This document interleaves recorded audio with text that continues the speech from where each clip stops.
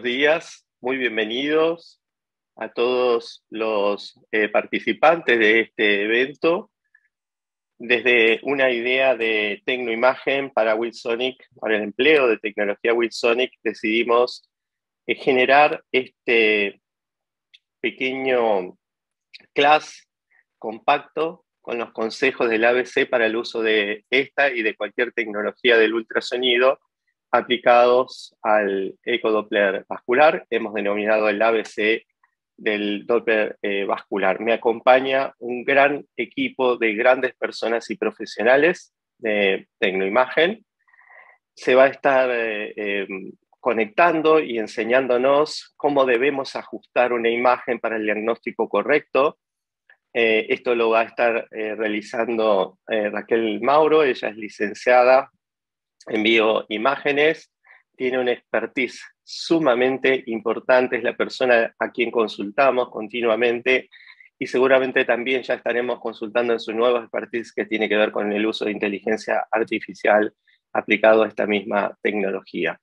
De manera que, agradeciendo a todo el equipo de Tecnoimagen que hace posible este evento, vamos a dar inicio al mismo. Vamos a iniciar con una pequeña presentación. Todo va a ser bastante compacto porque queremos enseñar el ABC, como lo estuvimos mencionando. Y desde este ABC, justamente, lo primero que vamos a tratar de recomendar tiene que ver con el uso del ajuste de la tecnología. ¿Para qué la usamos en el ecodoppler carotídeo? Bueno, en esta oportunidad vamos a aprender el uso de esta tecnología para lo que tiene que ver a la prevención cardiovascular. Sí, han escuchado bien, cardiovascular. Esto quiere decir que a lo largo de estas 4 presentaciones muy compactas vamos a aprender cómo usar esta tecnología que ir a buscar en la prevención, no solo en arterias carótidas, aorta abdominal, ilíacas también y arterias femorales. También veremos las patologías más severas que no tienen que ver con la prevención. Dicho esto, vamos a avanzar. Simplemente por aquí me voy a permitir recomendar el primer consejo. Todos los vasos arteriales y venosos se evalúan en vistas transversas y longitudinales. Para ello, usaremos el modo bidimensional, el modo color y el modo pulsado. Vale la pena recordar que el modo color y pulsado son la misma variable del Doppler pulsado. El Doppler color es una variable del Doppler pulsado. El Doppler pulsado para la onda espectral es también Doppler pulsado, no olvidarlo. Voy a usar esta imagen que tiene algunos pros y contras para recordar el valor que tiene los consejos técnicos. Mientras tanto, le voy a pedir a la licenciada Raquel Mauro que por favor ya empiece a compartirnos su pantalla para mostrar el ABC de los ajustes del modo BIDI en un primer approach a vasos de cuello, posteriormente un ABC del approach de Doppler color, que es mejor, cómo usarlo mejor, qué no hacer, y luego el Doppler espectral. Serán 5 pasos para que podamos hacer un Doppler de correcta calidad, en este caso aplicado a arterias carótidas. Raquel, si vos estás de acuerdo, vamos a ir esperando tu conexión y ya estaríamos listos. Yo voy a dejar de compartir pantalla. Ustedes van a poder observar ahí. Hola Raquel, a todos. te vemos perfectamente. Muchas gracias. Les comento que yo estoy conectada desde la ciudad de Rosario y ahora ustedes están viendo la pantalla de mi computadora, por la cual estoy conectada directamente con el ecógrafo que el doctor Gabriel Perea está haciendo en vivo un estudio. Vamos a ajustar un estudio que él haga en vivo. Magnífico, Raquel. Vale la pena acotar que en esta oportunidad todos los ajustes los va a estar realizando Raquel desde Rosario, desde el panel que ustedes tienen en pantalla. Y el primer mensaje sería entender que esta tecnología nos da la posibilidad del manejo a distancia, es decir, si una persona estuviera haciendo un estudio y tuviera dudas sobre el mismo en tiempo real, Raquel, por ejemplo, puede tener abierta esta misma ventana desde su celular o desde una PC. Desde el celular la apertura es inmediata con su usuario y puede a distancia enseñarnos cómo y qué es lo que estamos viendo. Ahí nosotros estamos por reiniciar. Vamos a empezar. Raquel, aprovecho para preguntarte, ¿cuál es el consejo más importante que vos le darías a una persona respecto de el uso de la tecnología bidimensional? Los ajustes más importantes a tener en cuenta, por supuesto que siempre tenemos que estar pensando qué es lo que estamos visualizando. Y el ecógrafo debemos adaptarlo a lo que nosotros estamos visualizando. Entonces, decíamos que los parámetros que podemos modificar, primero sería la ganancia. Si yo tengo una imagen como esta, demasiado oscura en 2D, no voy a poder visualizar claramente las estructuras que necesito evaluar.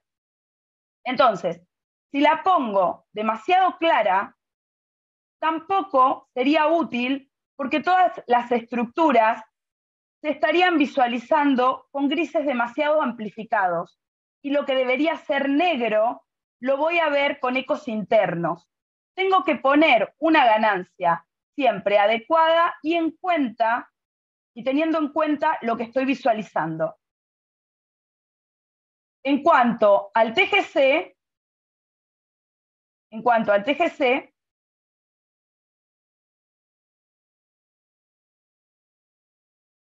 si yo tengo en cuenta el TGC, que es la compensación de tiempo-ganancia, porque en realidad lo que el ecógrafo capta es tiempo. Cada vez que yo envío un pulso, él puede calcular cuánto tiempo tarda en volver y entonces a través de eso me puede decir a cuánta distancia está. ¿Sí? En el caso de un vaso arterial, lo que yo hago es colocar el TGC en forma de C, cosa de dejar bien visualizada la estructura del vaso, en este caso, en un corte transversal. Cuanto más yo lo aclare, más claro va a estar en esta área, a esta distancia, a este casi 2 centímetros. Otra cosa que debo hacer, dependiendo del equipo que tenga, en este caso tenemos activado un autofoco, pero el foco lo debería colocar también a la altura del vaso, más o menos por acá. Recuerden que siempre el foco es banda focal, es un área, ¿sí? Y es el área donde el eco se va a concentrar, como si fuera un reloj de arena, y donde voy a obtener la mejor calidad de imagen. Con esos pocos parámetros, por supuesto, sin olvidar la profundidad, porque si nosotros empezamos a trabajar a mayor profundidad para encontrar la estructura, una vez que la encontramos, lo ideal es centrarla lo mejor que se pueda en la pantalla sin dejar de ver el resto de las estructuras que están alrededor para poder hacer un barrido más dinámico, porque si también lo agrando demasiado, quizás cuando haga un barrido me voy a perder. Entonces, foco, ganancia general, ganancia de TGC, profundidad y, por supuesto, frecuencia. En este caso, la frecuencia que utilizamos para una carótida puede ser de 10 MHz. Recuerden que megahertz significa millones de hertz. El rango de los transductores es siempre variable. Por ejemplo, un transductor puede ir de 6 a 12 MHz. Idealmente, para estas estructuras, podemos utilizarlo en la banda de los 10 MHz. No sé si le parece con estos datos. continuar, doctor? Sí, por favor, vamos a continuar y me gustaría enfatizar el por qué te consultamos frecuentemente, no solo para que nos ayudes cuando tenemos problemas con la tecnología, sino también por este nivel de consejos prácticos que tratamos de no olvidar. Si yo no tengo esta calidad de imagen, probablemente si yo trato de detectar en prevención algo que está relacionado al VIDI y no al Doppler color ni espectral, yo no lo voy a ver. Quiero reenfatizar nuevamente que Raquel está desde Rosario manipulando el equipo, dándonos sus consejos, y esto ha sido visto como realmente un gran avance en el uso de esta tecnología asociado a lo que hoy estamos conociendo como el uso de la telemedicina inclusive. Raquel, por favor, voy a poner una vista longitudinal ahora que la has ajustado con una calidad enorme a esta imagen. Y yo, desde la vista longitudinal, lo que voy a enfatizar, ustedes están viendo en tiempo real cómo yo realizo las maniobras en el estudio de vasos de cuello. Ahí yo ya he puesto en una vista lateral la arteria carótida. Y yo ahí le voy a pedir a Raquel que por favor, si puede, genere un poquito menos de profundidad. Es decir, que deje el vaso más grandote todavía. Ahí está, fantástico. Al revés, ahí. Fantástico, fantástico. Yo necesito tener normalmente esta calidad para poder ver si la pared de la arteria está sana o tiene algunos engrosamientos. Va el segundo consejo. Raquel, por favor, ¿podemos activar color? ¿Y qué PRF sería ideal para usar en arterias carótidas? Me voy a permitir, antes que vos inicies, por favor, activalo.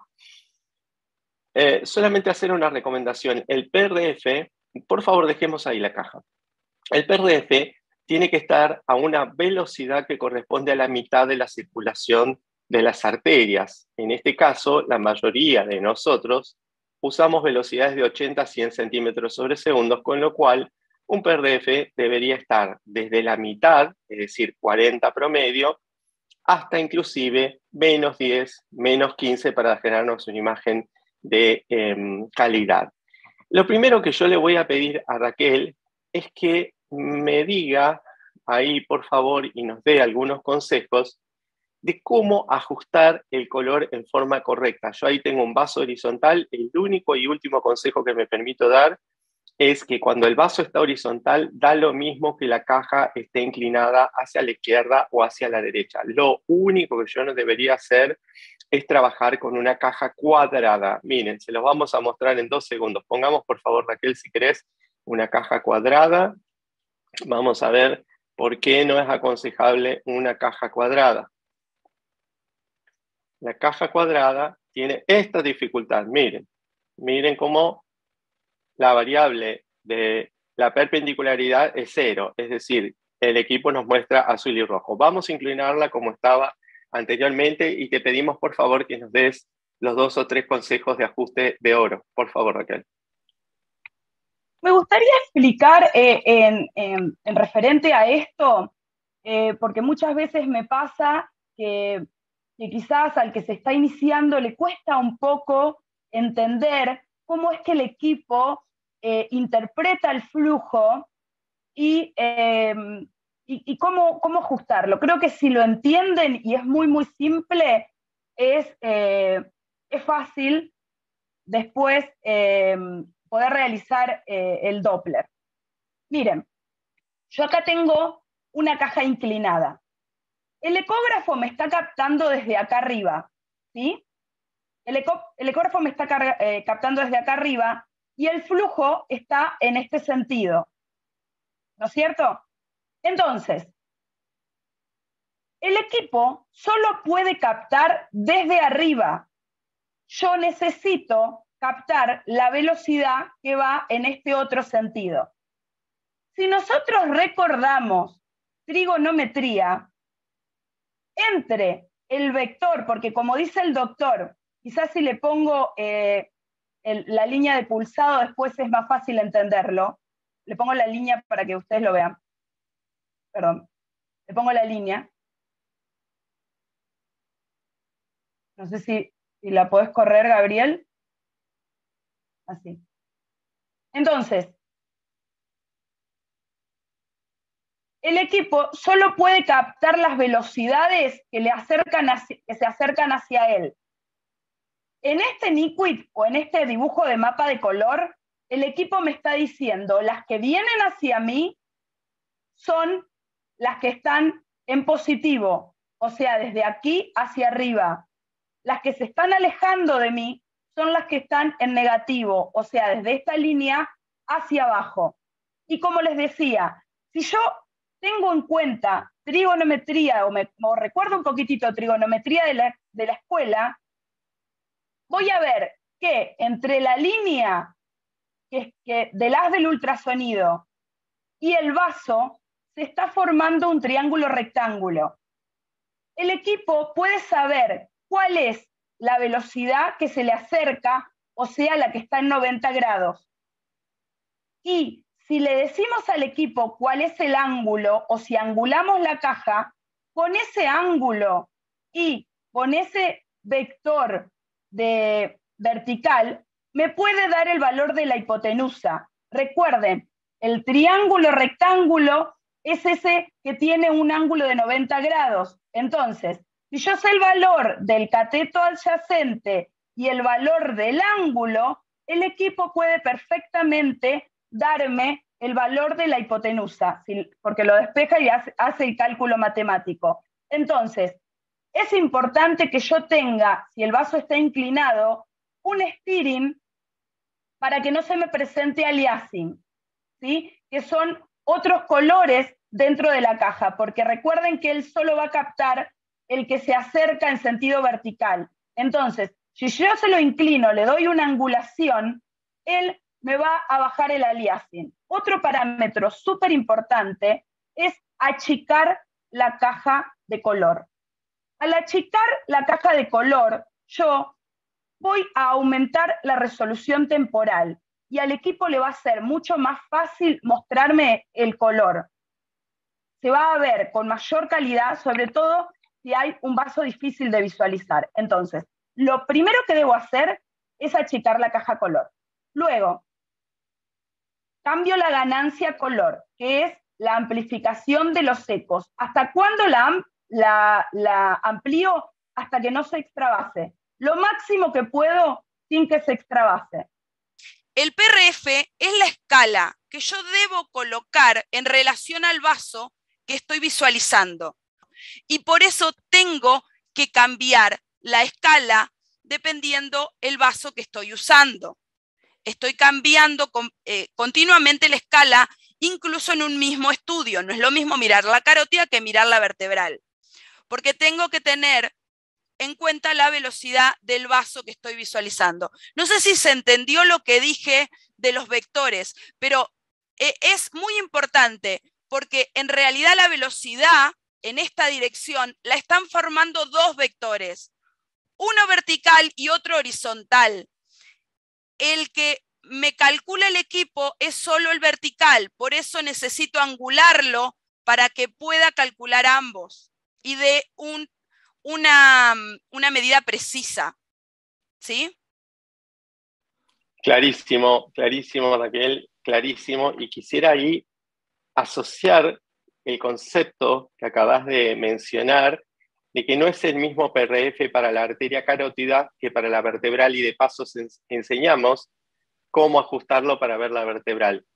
Para los colegas que estén viendo actualmente y prestando mucha atención a las maniobras que realizamos en el cuello, le pido que miren cómo vamos a hacer para ver las vertebrales. El primer punto para poder ver la arteria vertebral es visualizar las apófisis transversas, que las tienen ahí, ustedes la están viendo en la pantalla, ya las apófisis transversas son las que dejan los conos de sombra.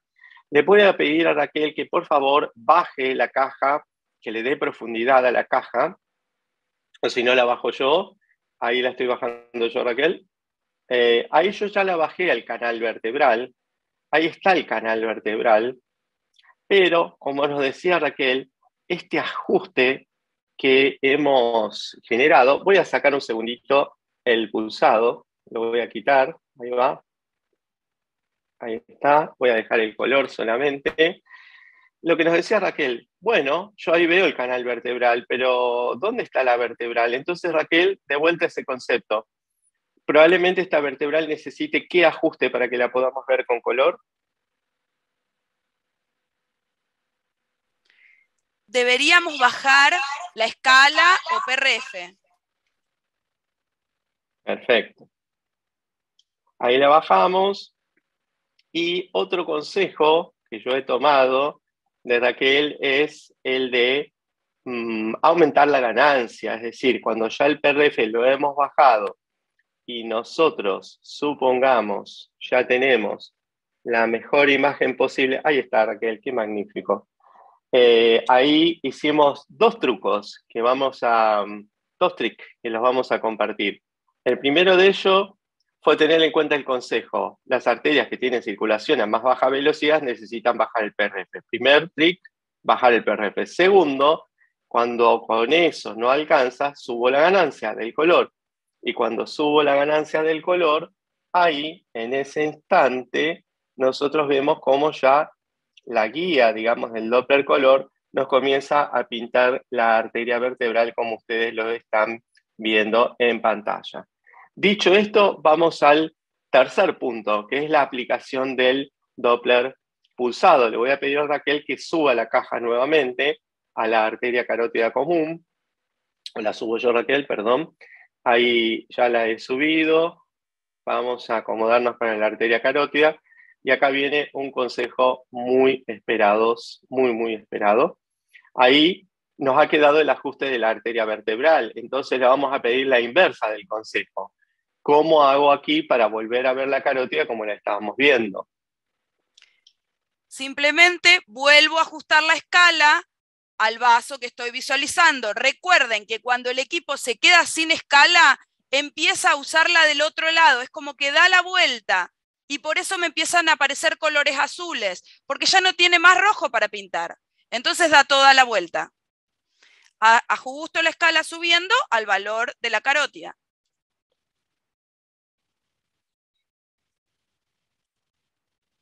Y la ganancia lo más alto sin que extravase. Qué magnífico ajuste, Raquel. Quiero pedirte por último, si fuera posible, que pongas el Doppler espectral, pero que antes saques el color, para que podamos ver las diferencias que hay entre ahí abajo. Ese lo podemos desactivar. Ahí está. No importa. Ahí está. PW. Lo voy a llevar al centro del vaso. Ahí va. Y te voy a pedir el primer consejo. Nosotros ahí tenemos una muestra de aproximadamente 2 milímetros, calculo. Debe ser esa muestra.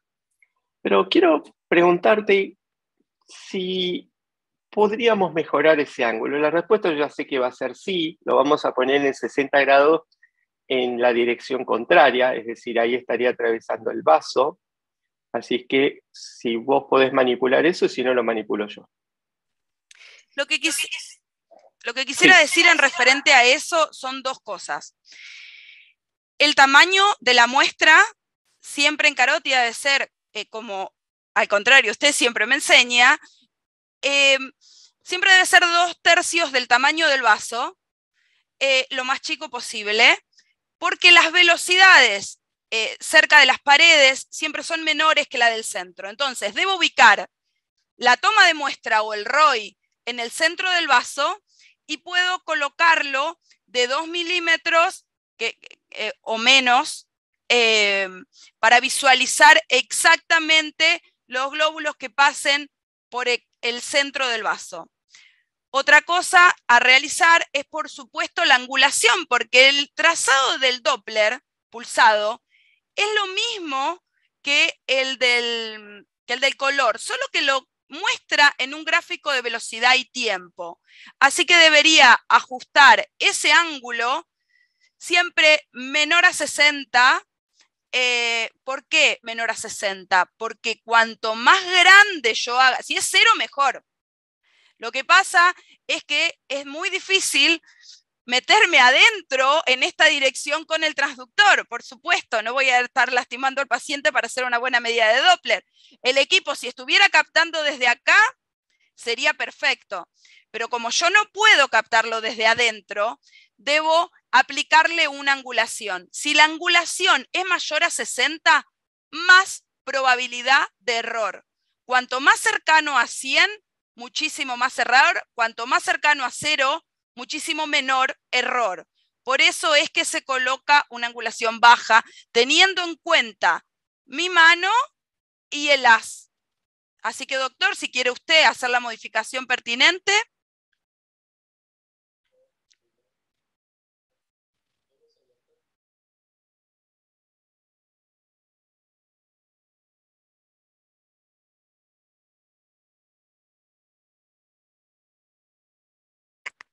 Perdón, ahí estoy manipulando, he puesto el ángulo a 60 grados y el palito central, yo voy a frizar la imagen unos pocos segundos, ahí.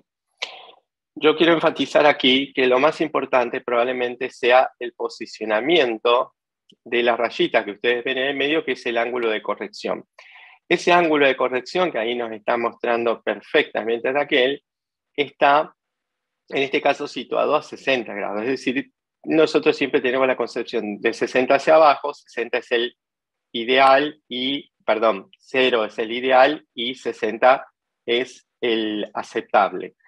Entonces ahí nosotros estamos direccionados respecto del vaso, estamos prácticamente en el centro del vaso, la muestra está mordiendo uno de los tercios del vaso y ahí sí ya tenemos la angulación correcta. Vamos a mostrar ahora la armonía de conceptos que nos enseñó Raquel. Raquel, vamos a poner el color, vamos a ver que la caja va a caer en la misma dirección que el pulsado, y eso nos va a mostrar, ahí yo voy a subir la caja, ahí, y ahora voy a subir el pulsado, esto ya sí lo estoy haciendo desde aquí, y ahí los últimos 2 o 3 consejos respecto ya a la activación del pulsado. Ahí vamos a acomodarnos un segundito para dar estos últimos consejos que creo que son algunos de los más esperados. Entonces, ahí tenemos la caja, eso está muy bien. Ahí yo voy a manipular, pero solo para poder mover el Doppler pulsado, ahí adentro del vaso. Y acá viene el consejo esperado. Yo voy a activar pulsado. Esto es para que Raquel nos dé un par de consejos al respecto. Ahí, Raquel, te pedimos por favor que nos des algunos consejos respecto al ajuste del pulsado. Tenemos... Bueno, casi siempre son los mismos porque se repite. La ganancia que se aplica en 2D, también se aplica en color y también se aplica en pulsado. La ganancia me va a amplificar los ecos y me va a aumentar el ruido. Entonces, debo bajar la ganancia para que se vea una imagen limpia como esta. Otra cosa que debo modificar es la escala acorde al vaso. Si yo tengo un vaso de 100 como este de velocidad y tengo una escala de 50, la otra mitad, igual que como me pasaba hoy, que veía un poco de color azul dentro del rojo, ahora lo que me va a pasar si yo tengo una escala que no es adecuada es que la parte que no entra del vaso acá me va a aparecer por aquí abajo. Eso lo puedo cambiar con 2 cosas. Modificando la línea base, que es esta línea desde la cual empieza a captar, puedo modificar la línea base y puedo cambiar la escala, ¿sí? Adaptándola al vaso que estoy visualizando. Muevo la escala, muevo la ganancia, muevo la línea base y otra cosa que puedo mover es el filtro de pared. Recuerden que como hoy también tenemos en color el filtro de pared, los vasos que están más cerca, perdón, el flujo que está más cerca de la periferia es más lento que el central. Entonces, yo puedo anular ese flujo y me va a aparecer desde la línea base para arriba en negro. Y si yo quiero más información de todo el vaso o de la parte periférica de lo que me está captando, entonces bajo el filtro. Lo mismo, si le subo el filtro de pared en el color, me va a aparecer como comido alrededor. Me aparecen como pequeñas comiditas de ratones, digamos, alrededor. Tac, tac, tac, tac, tac. Y acá lo mismo, desde acá. Súper importante colocarlo en el centro y ubicar con una buena ganancia y un buen PRF o escala o velocidad.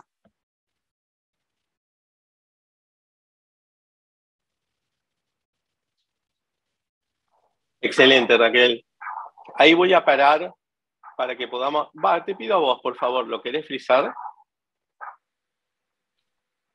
Por favor, te quisiera pedir que midamos ahí, o si vos me decís si lo hago yo, la velocidad pico sistólica. Y magnífico. Por favor, la velocidad pico sistólica y la velocidad de fin de diástole. Ahí lo manipulo yo. Fantástico. Ahí vamos. Esto es carótida común. Ahí yo voy a posicionar la muestra en el pico de la onda y voy a posicionar en el fin de diástole. De no tener la calidad que tenemos, el borde que tenemos, el contraste que tenemos, no podríamos hacer medidas de precisión. Quiero decir con esto que con exceso de ganancia podríamos estar midiendo una onda de 120, 140, 150, y eso nos podría generar imprecisión en el diagnóstico. Dicho esto, vamos a salir desde acá para continuar con la parte de la presentación. Ya vamos a volver a lo que nos ha encantado como idea todo el grupo Tecno, que es poder compartir en tiempo real lo que tiene que ver con las preguntas de usuarios de WinSonic o de futuros usuarios de WinSonic para poderlos mostrar en tiempo real. Entonces, habíamos quedado aquí, creo que nos hemos ganado gran parte del día con los consejos técnicos. Yo digo que sin un consejo técnico acorde, sin un ajuste técnico acorde, realmente la calidad de estudio no llega al estándar que quisiéramos. Solo voy a enfatizar 3 o 4 conceptos. La medición de GMI actualmente ha sido hackeada, es decir, hackeada no de hacker, sino de jaque de ajedrez. Realmente ha entrado en desuso en gran parte del mundo, por no decir en lugares muy aislados de la ciencia, ha quedado para algunos protocolos de investigación, pero se medía en estos lugares que están viendo en pantalla. Esto es lo que le ha pasado. En el año 2016 las guías desaconsejaron el uso, lo pusieron como un rótulo de 3A, es decir, la evidencia demuestra que no se debería usar para el screening de paciente en la estratificación del riesgo cardiovascular. Entonces ahí nosotros vamos a recordar que todo engrosamiento mayor a 1,5 milímetros constituye una placa, o aquel engrosamiento mayor a 50 milímetros respecto del grosor circundante. Yo voy a agrandar esta imagen y les voy a mostrar las dos maneras. Quiero decir con esto que si acá tengo más de 1,5, esto se llama placa, o si esto tiene más del 50% respecto del tejido circundante, también se denomina placa. Vale la pena enfatizar que este concepto está apropiado sobre todo para las disquisiciones de personas con grosores minimales menores, como en el caso de los niños. El segundo concepto, el de más del 50%. Esta es una guía que tengo el orgullo de contar que hemos podido participar, es la guía de la Sociedad Americana de Ecocardiografía, en la cual parte del endorsement la realizaron grupos desde la Sociedad Argentina de Cardiología, CICIAC, Federación Argentina de Cardiologías y algunas sociedades del resto de Latinoamérica. Lo bueno de esta guía es que enfatizó que menos de 1,5 milímetros de grosor minimal aumentado, placa se considera más de 1,5, junto con el consenso de Mannheim, que es el que les mostré previamente, y se denominan placas no prominentes o no protuyentes cuando tienen menos de 2,4 hasta 1,5, y toda placa prominente de más de 2,5 se van a llamar como tales, y este concepto me gustaría que nos quede firme, es decir, de dónde proviene la información año 2020. De modo que nosotros hoy estamos focalizados en recordar cómo se diagnostica una placa, acá lo tienen, como para no olvidarlo, pero sobre todo recordar que encontrar una placa es encontrar riesgo cardiovascular. Encontrar riesgo cardiovascular significa encontrar riesgo de eventos coronarios y también cerebrovasculares. Algunos conceptos a recordar en cuanto a las placas. Cuando las encontramos, debemos definir si dejan cono de sombra o no, si son hipoecoicas, si son planas o prominentes, ya acabamos de entender por qué, si los bordes son regulares o no, y si es posible la extensión de la misma. Esta es la guía que escribimos y publicamos recientemente desde la Sociedad de Cardiología, en la cual, en nuestra presentación de hoy, que apunta a prevención, vamos a recordar estos conceptos que son los que tienen que ver con el día de hoy. Denominamos placa de tipo 1 y 2, aquellas en las cuales predomina el core lipídico, ahí lo estamos viendo, es decir, la parte negra o hipoecoica, ya sea del 100%, como en las de tipo 1, y en las de tipo 2, más del 50%.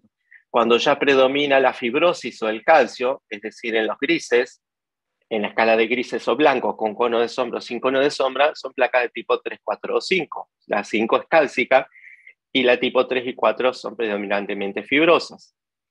Vale la pena enfatizar que todas estas placas de por sí constituyen un riesgo cardiovascular. Es decir, encontrar una placa implica eso.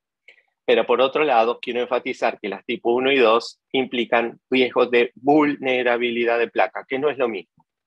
A modo de repaso, estos son los ítems que vamos a calificar de una placa: la ecogenicidad, la homogeneidad y la superficie. A modo de resumen, así les queda grabado también en este clip para repaso. ¿Qué pretendemos de un estudio? Todas las variables que tienen en pantalla. Nosotros nos gustaría que sea costo efectivo, que el valor predictivo sea reproducible en diferentes cortes y que sea seguro. Todos estos requisitos lo tiene el Doppler de arteria carótida. Por último, para recordar algunos tipos de placas, acá tienen una imagen de una placa que es fibrolipídica. En esta predomina los fibrolípidos y hay escasa fibrosis. En estas placas, como pueden ver, ya hay blancos, pero sin cono de sombra, con lo cual esta es una placa con predominio de fibrosis y posiblemente finas calcificaciones. Esta es la misma placa. Acá ya pueden ver que lo que hay es una placa que es una gota de core lipídico, puramente grasa, con una fina lámina, pero lo que nadie de los que estamos viendo dudamos es que es prominente. O sea que es una de tipo 1, o sea que no solamente es riesgo cardiovascular, sino es una placa vulnerable. ¿Qué significa placa vulnerable? Que se puede romper. Esta es una placa que genera un cono de sombra, por ende es cálcica. Y esta es una placa que tiene un artefacto generado por el calcio y la de la derecha solamente fibrosa.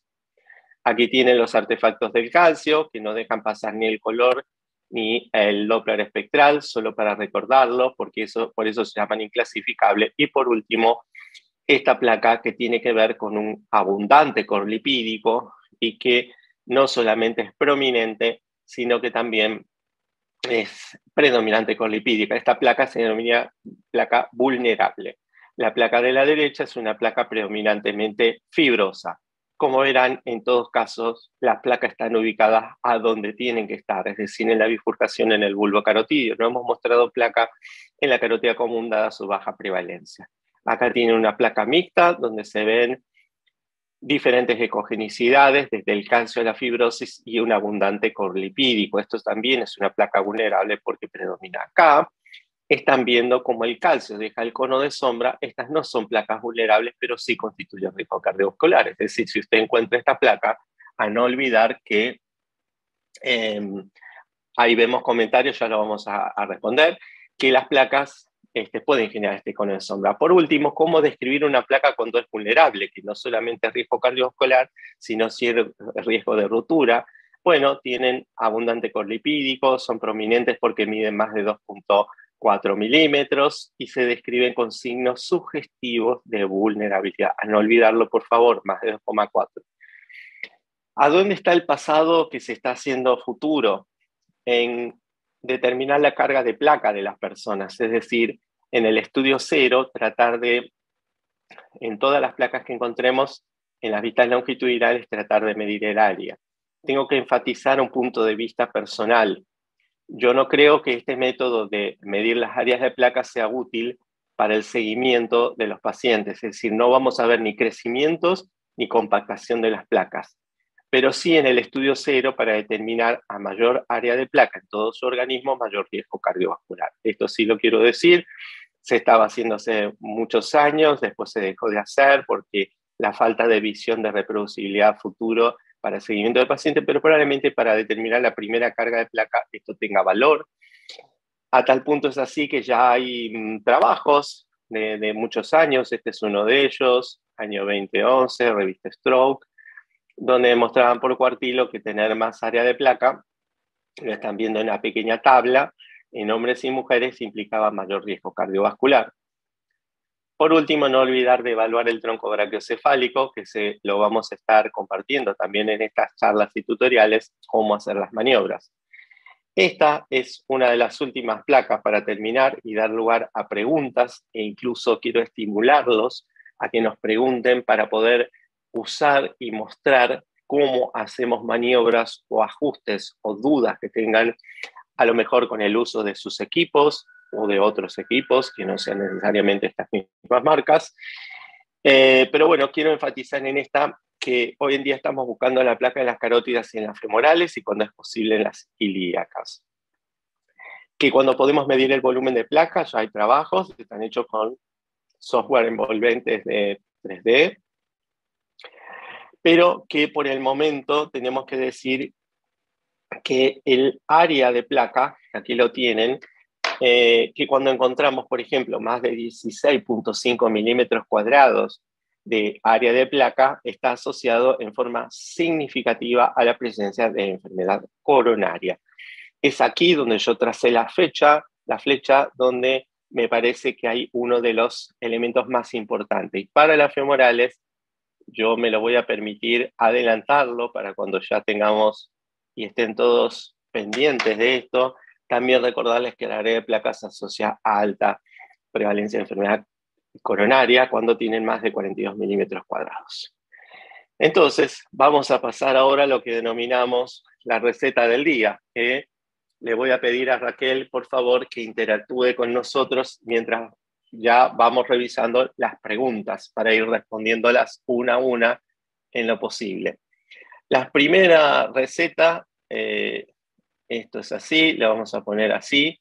La primera receta tiene que ver con los ajustes. Hoy aprendimos que debemos ajustar el VT, que tenemos que ajustar el ecodoppler color, y vamos a poner cuáles son los puntos más importantes de cada uno para no olvidarlo y generar la receta que nos llevamos a nuestras casas. En el VD, Raquel, me gustaría que me enfatices, por favor, en 20 segundos, la importancia que tiene del foco, dónde tiene que estar posicionado el foco cuando tenemos un equipo que no es multifoco. En este caso tenemos un multifoco. El foco se debe ubicar a la altura del vaso que queremos visualizar, porque es el lugar donde se van a concentrar los haces del transductor, es el lugar donde voy a tener la mejor resolución espacial. Entonces, debo ubicarlo a la altura de lo que quiero ver. Excelente, estamos tomando nota. Te pido, por favor, Raquel, que me recuerdes en qué escalas de ajustes del TGC debería quedar el centro del vaso sanguíneo, si en la escala de grises para gris, en el blanco o en el negro, y las calidades por ahí de las paredes. Recordemos que lo habíamos puesto en forma de C.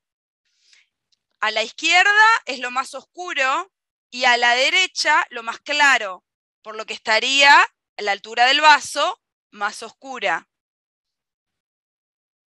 Siempre tener en cuenta, por supuesto, la profundidad, la frecuencia del transductor, ganancia general, TGC y foco. Esos son los básicos para ajustar la calidad, los que debería utilizar en cada estudio. yo debería modificar estos parámetros en cada estudio. Después hay otros parámetros de 2D que me van a servir para optimizar la calidad de imagen, pero eso, lo ideal es dejarlo ajustado como un preseteo y en el día a día solo modificar estos ajustes. Magnífico, Raquel. Ahí vamos a hacer un paso por el color. Dijimos que el PRF, y aquí te pido en 30 segundos nos recuerdes cuál es la regla de ajuste del PRF. El PRF o la frecuencia de repetición de pulso, para que no me dé aliasing y que no me aparezcan otros colores dentro del vaso, debo colocarlo de acuerdo a la velocidad del vaso que estoy visualizando. Y el box de color, cuanto más chico yo lo pueda ubicar siempre dentro de lo posible, mejor va a ser la resolución temporal. Y recuerden que otro parámetro de color era la ganancia, que la voy a usar lo máximo posible mientras no extravase.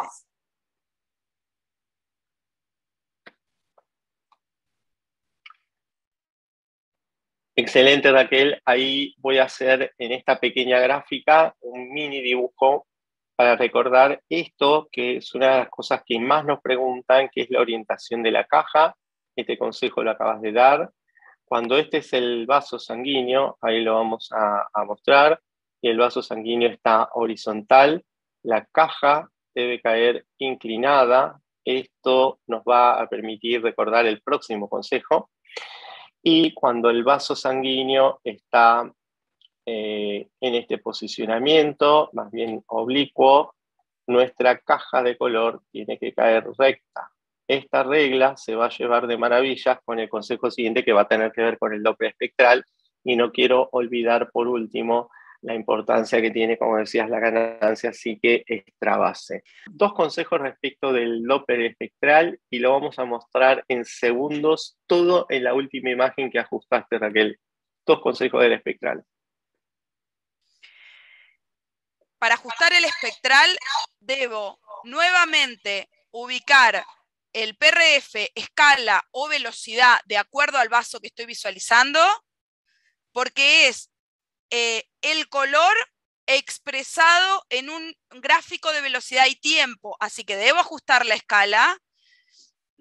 Para eso, si no me alcanza, puedo bajar la línea base y ajustar la ganancia pulsado, que también es la amplificación de ecos para que me salga limpio el flujo. Creo que no habíamos dicho que, sí, había dicho que es importante el tamaño también del ROI. Muy importante el tamaño del ROI y el ángulo del ROI, para que el cálculo matemático que me pueda hacer la máquina sea correcto. Ahí, Raquel, te pido por favor que voy a dejar de compartir pantalla, que muestres de vuelta la pantalla del equipo con la última imagen que dejamos congelada. Ahí están todos los ajustes ideales. Realmente esta vista tiene el ABC de todos los ajustes que acabamos de mencionar. Quiero decir con esto que, por ejemplo, la inclinación de la caja, el ángulo del Doppler espectral, los ajustes del BIDI, las profundidades, el PRF adecuado para esta arteria carótida, el PRF o la escala adecuada para el Doppler espectral, y cómo se debe y dónde se debe medir. Recordando que todo esto lo hacemos en la búsqueda o pesquisa de placa. Mientras, por favor, Raquel, si gustas, podés mirar a ver si hay alguna pregunta técnica que podamos responder en el chat. Acá una doctora preguntó, ¿por qué está invertida esta caja? Esa es una gran pregunta. Si me permitís, la respondo. Nosotros, como regla general, usamos que el rojo debería ir hacia arriba del monitor. Pero lo cierto es que eso se contrapone a otra regla que dice que el vaso se debe pintar de rojo. De ahí surge la disquisición de cuál de las dos es la correcta. Entonces ahí adaptamos el conocimiento a lo que consideramos correcto, que tiene que ser que si para que yo pueda ver la dirección del flujo en el color rojo, porque es un estándar mundial en el cual las arterias las pintamos siempre de rojo en nuestro equipo, muchas veces vamos a tener que invertir la caja. O, dicho de otra manera, si nosotros trabajamos con la muestra, yo lo voy a mostrar en la cámara, voy a deslizar el equipo. No hace falta, perdón, no lo voy a deslizar. Voy a mostrar solo en la cámara, ahí están viendo el transductor. Nuestro transductor tiene una muestra, ahí están viendo la muestra. No es lo mismo si yo pongo la muestra mirando hacia arriba, hacia la mastoides, ahí se las voy a mostrar de esta manera, que si la pongo la muestra hacia los pies. Por este lado siempre digo que respetamos las dos visiones que hay universales. La que apunta la muestra en la dirección del flujo sanguíneo, es decir, hacia la cabeza, y los que apuntan la muestra en la dirección convenida anatómica, es decir, hacia el centro, hacia el corazón, es decir, hacia abajo, es decir, craneal. Dicho sea de esto, vamos a ver si hay alguna respuesta o pregunta más. Sí, de rutina, pregunta Guillermo Mercado. De rutina, en vertebrales, ¿es necesario evaluar los 3 segmentos? ¿Preapofisario, inter y posapofisario? Bueno, eso es una gran pregunta y aprovecho para saludar al doctor Mercado. No, la respuesta es no. Siempre y cuando tengamos en cuenta que en la evaluación de los segmentos intervertebrales, que es la que nosotros mostramos, nos dé una imagen de flujo de características estándar, es decir, una onda con morfología normal y con dirección normal y velocidades normales. Si todo eso está correcto, las posibilidades que a nivel proximal o distal, es decir, en los otros segmentos, tengan alteraciones, prácticamente es cero. Pero quiero decirle al doctor Mercado, porque probablemente también hemos tenido conectado anteriormente en otros eventos técnicos que trabajan en los Estados Unidos, donde dentro de su run diario para cada estudio, tienen que medir las arterias en cada uno de sus segmentos proximal, medio y distal, tanto guardar las muestras en color como espectral, pero tener en cuenta que esto es porque muchas veces el estudio es supervisado posteriormente y ante dudas, cuando ya se fue el paciente, no tiene vuelta atrás. En el momento que nosotros estamos haciendo el estudio, solamente medimos un segmento y sabemos que eso está bien, no necesitamos hacer los otros sitios. Bien, vamos a ver si hay más preguntas. Ahí había visto. A ver. Permítame, doctor, la doctora Jimena, a ver, no recuerdo el nombre, perdón, pero la doctora Jimena, yo le hice le contesté por qué la caja estaba azul hacia arriba y rojo hacia abajo y siguió con dudas, pero creo que usted ya lo aclaró. Siguió con dudas con mi respuesta, digamos, no le fue suficiente. Entonces, creo que ya lo aclaró usted perfectamente. Ah, sí, ahí nos dice, es la doctora Jimena Isla, aprovecho también para saludarla. Sí, creo que fue aclarado anteriormente y la pregunta había quedado de antes, en la parte alta. ¿Alguna pregunta o aporte más o algo que quieran que mostremos con esta tecnología? Sabemos que hay muchos usuarios de esta tecnología y que se están involucrando con el uso de la misma en vasos sanguíneos, en Doppler cardíaco. Hoy lo tenemos dedicado a vasos sanguíneos, pero no descartamos que también podamos hacer algún demo futuro de las aplicaciones de esta hermosa tecnología a Doppler cardíaco. Yo uso a diario el Doppler cardíaco de esta tecnología y estoy muy, muy conforme y muy feliz. Vamos a ver. Disculpen, entró otra pregunta del doctor Ángel Eduardo Marcos, que aprovecho yo para saludarlo porque anoche estuve hablando con él. ¿La clasificación de placas se estima en tipo 1, 2, 3? Esa es una gran pregunta. También aprovecho para saludarte, Eduardo, y gracias por hacerla. La clasificación actual recomendada global las divide en 5 tipos a las placas y las divide en 1 y 2, son las que tienen... Sí, sí, sí, ya lo sabemos, Eduardo, gracias por aclararlo. Las 1 y 2 son placas que tienen gran componente fibrolipídico y son prominentes, es decir, tienen más de 2,4 milímetros de altura, mientras que las que tienen fibrosis o calcio, que son las de tipo 3, 4 y 5, la 5 es la cálcica y la 3 tiene menos fibrosis que la 4 prácticamente es una placa grisácea, es la clasificación que se hace. Y para un destacado y muy destacado técnico como lo es Eduardo, sé que va a venir la siguiente pregunta y que tiene que ver si es necesario a veces esbozar en el informe o algún dato que le vayamos a brindar a nuestros médicos derivadores si esta placa es de tipo 1 o 2. Y la realidad es que sugerimos, si ya hicimos una correcta descripción, al lado, entre paréntesis, ponerle placa tipo 1, 2, 3 o la que sea.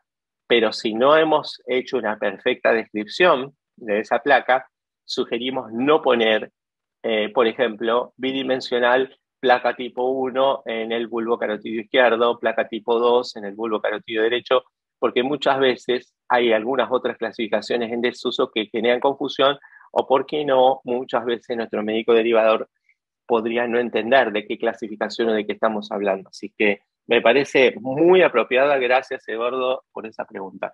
Hay una pregunta más, creo. Sí.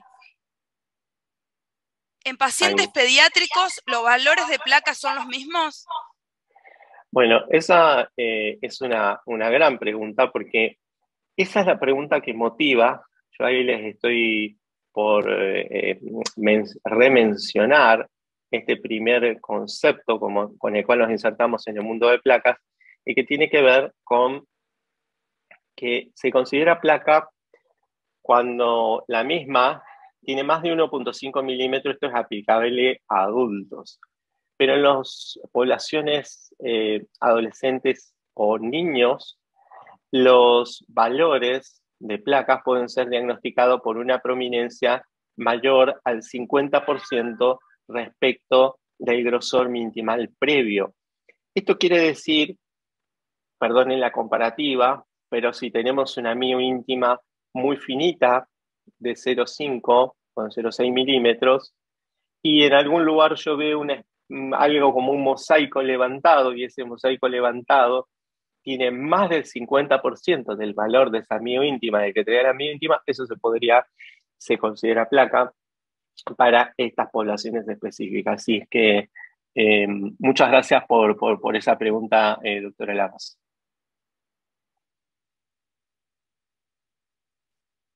Ahí Guillermo Mercado nos pregunta, según lo que informó sobre el jaque al extensor íntima media, ¿hay que informar la hiperplasia mintimal aislada sin placa hoy en día? Bueno, qué gran pregunta. Solo Guillermo me puede hacer esta pregunta tremenda, porque me deja a mí hackeado. Sí, Guillermo, la realidad es que yo voy a fijar mi posicionamiento y yo te agradezco sobremanera que hayas hecho esta pregunta. Yo voy a compartirte pantalla y les voy a compartir a todos para contarles cuál es mi visión al respecto. Yo les quiero decir que cuando nuestros médicos derivadores nos piden que yo estoy ampliando la pantalla para que puedan ver enorme. Cuando nos piden que en su paciente sin placa al menos le informemos si tiene mioíntima engrosada, en los casos que los pacientes son hipertensos o son pacientes, por ejemplo, afroamericanos, pueden tener un engrosamiento que no se asocia directamente por sí mismo como factor de riesgo cardiovascular, y este es el fenómeno que vos describís y que conocemos como hiperplasia. Lo cierto es que la recomendación de las guías actuales es informarlo, claro que sí, Lo que en realidad, por eso yo te agradezco tanto esa pregunta, lo que no está recomendado es ir a hacer el Doppler carotidio como screening para buscar si el grosor intimal está aumentado o no. A mí me encanta que me hayas hecho esa pregunta, porque yo en esto tengo un posicionamiento claro, que en cuanto a evento lo dejo muy claro. Es decir, la indicación del pedido de grosor intimal como screening para factor de riesgo tiene una indicación 3A, desuso. Pero eso no quiere decir que cuando nosotros le hacemos el ecodoppler a nuestros pacientes, no podamos medirlos e informarlos. Ustedes imaginen que una persona que tiene un engrosamiento focal, por ejemplo, de 1.2 milímetros, eso no es para nada normal.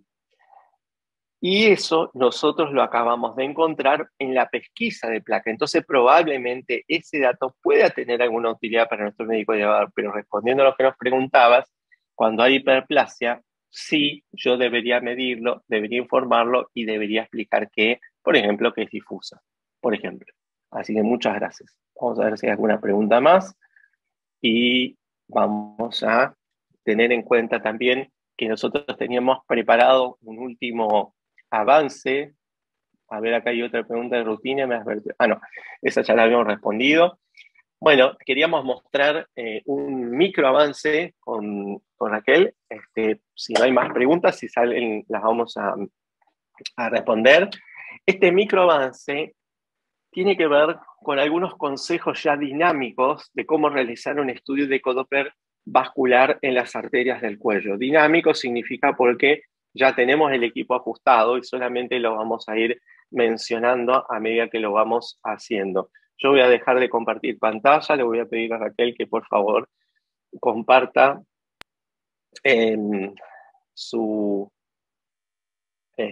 ahí. Ella tiene el mismo monitor que yo tengo al frente mío. Yo estoy acá manipulando el transductor.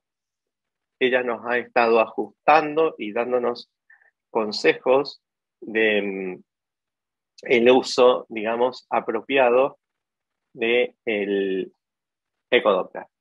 Bien, ahí vamos. Entonces, nuestro primer approach tiene que ver con posicionarlos en el lateral del cuello. Habíamos dicho que el ajuste de ganancia era muy importante, el ajuste de profundidad también era importante, el centro del vaso debería quedar generalmente en la gama de negro. Con esta imagen yo podría ya hacer un primer approach al Doppler de arterias carótidas. Ese primer approach tiene que ver con lo que les voy a mostrar a continuación, que es tratar de ir con el transductor desde la base del cuello hasta la bifurcación carotidia. Ahí voy subiendo, como ustedes están pudiendo ver, y al llegar a la bifurcación del cuello yo voy a ver que la arteria se ensancha. Posteriormente a ensancharse voy a ver un número 8, donde uno de sus círculos es de mayor tamaño, y eso me indica que ese círculo de mayor tamaño es la arteria carótida interna. A continuación voy a seguir ascendiendo por el cuello y probablemente esto me requiera nuevos ajustes para poder ver la pared del vaso. En todo este primer approach yo he necesitado mirar con atención para ver si no me encontraba algún elemento prominente. Al no encontrarlo, por ejemplo, de este caso, de este lado, o sí encontrarlo, lo que yo debería hacer es pararme y medir. Siempre el siguiente paso es medir. Es decir, yo necesito medir y saber, por ejemplo, si una duda que yo pudiera tener se correlaciona, por ejemplo, con un grosor intimal aumentado, con una placa, con lo que fuera. Yo lo único que quiero enfatizar por estos lados es que al realizar la medición, la mioíntima debe ser incluida y no debe ser incluida la adventicia. Ese sería el dato que a mí me gustaría dejar firme. Luego de haber encontrado por sí o por no, yo quiero poner el transductor en una vista longitudinal y al ponerlo en una vista longitudinal estoy obligado nuevamente a ajustar las ganancias. Lo que voy a pedirle a Raquel es por favor que me active el color para recordar cómo debe caer la caja de color. Ahí tenemos la caja de color que ha caído totalmente inclinada con un liquid muy aceptables, con un llenado de ganancia correcto, que no la traspasa, el Doppler espectral va a caer a 60 grados, el palito del medio, como le llamamos vulgarmente, que es el ángulo de corrección, está alineado con la dirección del flujo y posteriormente vamos a avanzar el pulsado. Para cuando avanzamos el pulsado, recomendamos no trabajar con escalas pequeñas, trabajar con escalas lo más a la altura de la onda posible, y esto nos permite, por ejemplo, evitar tanto los efectos de cortar la onda como un efecto del aliasing. Para nosotros, recordarles que se mide la velocidad picosistólica, la velocidad de fin de diástole, sería bastante importante. Y por otro lado, le pediría a Raquel, por favor, si puede ajustarnos ahí la ganancia para que se vea un poquito mejor la ventana espectral. Y de paso nos das algún consejo, Raquel. Excelente. Excelente. De esa manera, con la ganancia simplemente pudimos evitar, fue suficiente para evitar la imagen en espejo que nos estaba haciendo el vaso. Magnífico. Y dicho esto, habiendo revisado en este caso la arteria carótida común, siempre aconsejo por este momento ir a buscar las apófisis transversas. Cuando ya encuentro las apófisis transversas, aconsejo bajar la caja, dejarla en la misma dirección que tenía la carótida, ahí lo están viendo, pero aquí hubo un consejo tempranamente dado por Raquel que lo voy a replicar. Raquel nos dijo, ojo, los vasos tienen diferentes velocidades, y ahí yo estoy pudiendo ver la arteria vertebral con cierta dificultad del color, y le voy a pedir a Raquel que nos dé los dos consejos para ver mejor la arteria vertebral. Habíamos dicho entonces bajar PRF, escala y aumentar ganancia.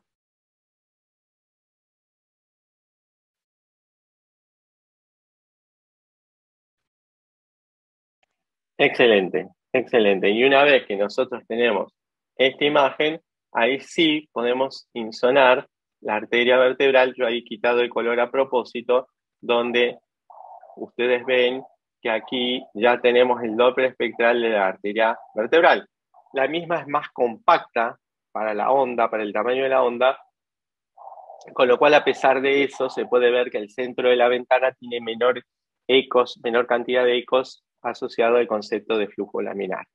Por último, vamos a dirigirnos a la evaluación ya de los vasos carotídeos internos, y yo para eso solamente recordarles que acá nuevamente, Raquel, vamos a volver a reajustar, como el PRF tiene que estar a la mitad de la velocidad acorde, vamos a pedir a Raquel que nos suba a la escala. Ahí el STIR puede andar, y ahí vamos a subir la escalita, más arriba la escalita. Arriba está la escalita, Raquel. Ahí está. Nos tocaste el STIR, pero entendimos que Estaba mirando la imagen y no me daba cuenta por qué no cambiaba la escala. Bueno, no. Los dos empiezan con S y mirando rápido, pero claro, yo estaba cambiando el STIR y quería cambiar la escala. Perfecto. Ahí está la escala, ya está apropiada, y solamente el steering ahora.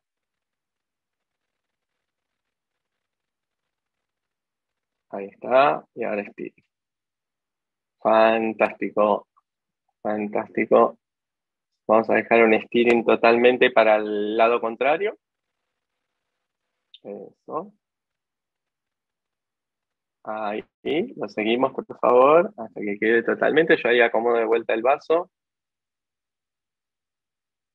Ahí. Magnífico.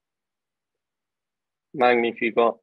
Perfecto. Bueno, ahí nosotros tenemos un vaso que vamos a investigar, y como presumíamos, obviamente es la arteria carótida interna. Vamos a mover el transductor. Les pido que miren cómo manipulo el transductor. Ustedes están viendo la imagen. Ahí fui a buscar la arteria carótida externa. Ahí busco la externa, es decir, nosotros Básicamente lo que estamos haciendo todo el tiempo es mover el transductor en un sentido y otro, porque a veces los vasos sanguíneos, esta es la arteria carótida externa, no se pueden ver en una sola vista. Un punto último que me gustaría enfatizar, ahí leo y respondo algunas de las preguntitas que vi. Sencillamente es que en la base del cuello nosotros podemos ir bajando la arteria carótida hasta ver la unión de la misma. Vamos a girar el cuellito un poquito hasta ver la unión de la misma para constituir el tronco brachiocefálico. Es decir, de alguna manera esta vista es afortunada porque el tronco brachiocefálico puede a veces tener placas y esas placas, por ejemplo, no mostrarse por varias razones. Por ejemplo, vamos a pedir ahí que saque el aire, vamos a volar todo el aire, fuera, fuera, fuera. Ahí estamos viendo cómo al sacar todo el aire se ve esta ramita que constituye el origen de la arteria subclavia y parte del tronco brachiocefálico y que es un sitio de prevalencia de placas. Entonces, yo creo que ya con esos consejos estamos súper completos. Ahí voy a bajar la ganancia si Raquel no nos reta. Ahí la vamos a dejar esta imagen y vamos a ver si hay algún tipo de preguntas o respuestas más, teniendo en cuenta que estamos entrando en horario y vamos a permitirnos dar un pequeño adelanto de lo que va a ser el próximo encuentro. Entonces, vemos ahí... si quieres se la leo, doctor. Sí, por favor. Algunos médicos neurólogos están pidiendo evaluación de la arteria temporal. ¿Qué deberíamos informar de la misma? Pregunta de Ángel Eduardo Marcos. Bueno, gran pregunta.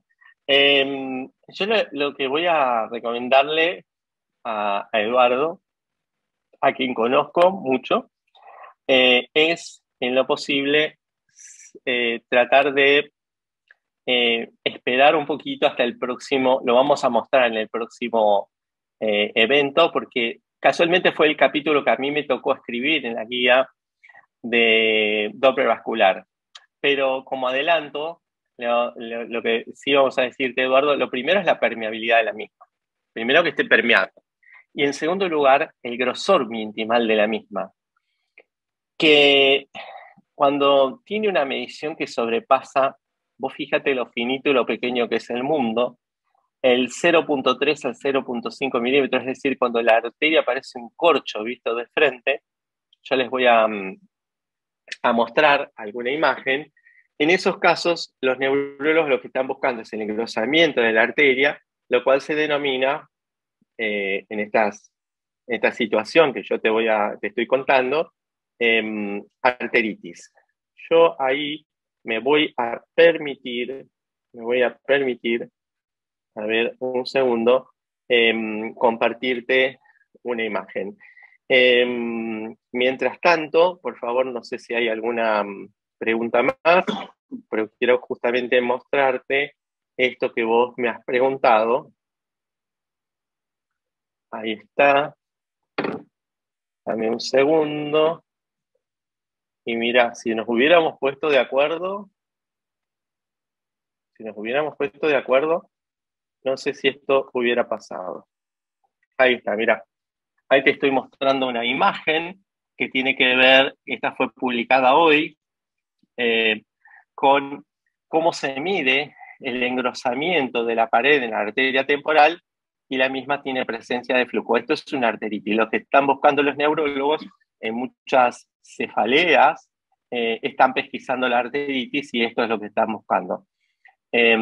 Donde yo he escrito, y hay espero que sea así, unos conceptos muy claros, que son los que acabo de usar, pero está un poquito más extenso, es en el capítulo de enfermedad no aterosclerótica de la guía de la Sociedad Argentina de Cardiología. Y te agradezco por la pregunta, porque me encantó.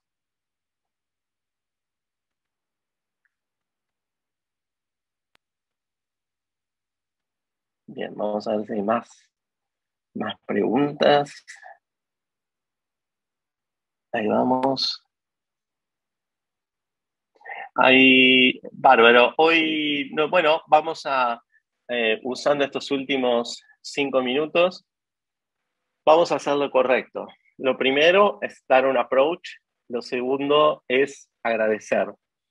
En este approach de la semana del próximo evento, vamos a estar enseñando cómo medir las estenosis de las arterias carótidas. Obviamente para esto vamos a dar también un tutorial básico de ajuste, porque justamente si hay un territorio donde hay que recordar estos buenos ajustes que nos mencionaba y nos enseñaba hoy Raquel. Es ahí cuando tenemos estenosis, cuando tenemos aliasing, que nos están guiando a algo, dónde ir a poner la muestra cuando yo tengo una estenosis, etc. Sobre eso va a tratar, cómo se clasifican, qué buscar y qué medir, y qué hay actualmente de bibliografía actual. Lo vamos a hacer en este concepto netamente práctico, a distancia, mostrando el ABC. Nuestra idea es mostrar el ABC, no abrumar con lo que no necesitamos para hacer un buen estudio. De mi parte, le voy a posteriormente pedir a Raquel que por favor también tome la palabra para lo que ella considere necesario. De mi parte, continuamente agradecer y enfatizar 20 años de apoyo a toda la medicina y también otras ramas asociadas a veterinaria, etcétera, por parte de Tecnoimagen, que fueron visionarios en el acompañamiento de lo que hoy se denomina de múltiple forma, postventa, post lo que sea, pero cómo han acompañado a la comunidad médica para la realización de grandes, pequeños o medianos eventos de educación. Creo que no hay empresa que lo haya hecho de mejor manera y que hayan sido visionarios desde hace muchos años. Algunos se sumaron a este nuevo tren hace muy pocos años, pero realmente valoro y enfatizo mucho de parte de Tecnoimagen. Así que de mi parte, muchas gracias. Raquel, te dejo.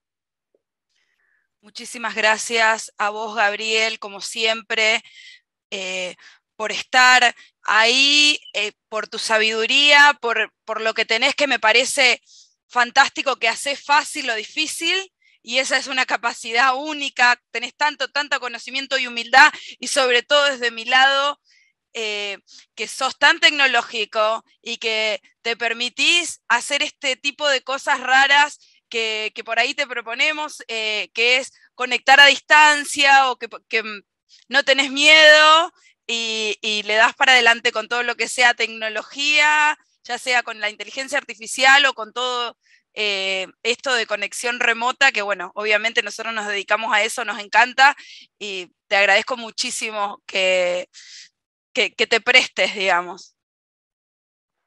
Muchas gracias a todos. Agradecemos al equipo de Tecnoimagen, a quienes están presentes aquí y a quienes han estado trabajando a lo largo de todos estos meses para hacer este evento posible.